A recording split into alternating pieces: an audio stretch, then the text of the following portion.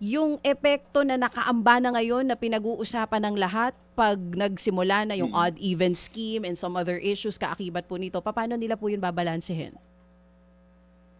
Kasi para balansin 'to, ang tinitingnan kasi natin dito yung agarang epekto, no, yung negatibong epekto nito. Maraming paraan na kailangan pag-isipan ng ating pamahalaan.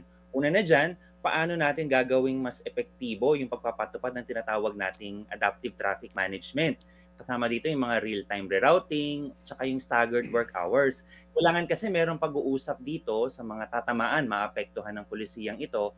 Papayag ba ang pribadong sektor na bumalik uli tayo sa mas malaking work from home setup? Kasi 'di ba nagsisimula na nga bumalik ang ating mga kababayan mula work from home pabalik sa kanyang mga opisina. Pangalawa, maaari din nating pag-usapan o pag-isipan ngayon pa lang, no? Paano natin mas ipopromote pa yung tinatawag nating active transport infrastructure. Ito yung mga paggamit ng bisikleta, bike lanes, ang paggagawa ng walkways.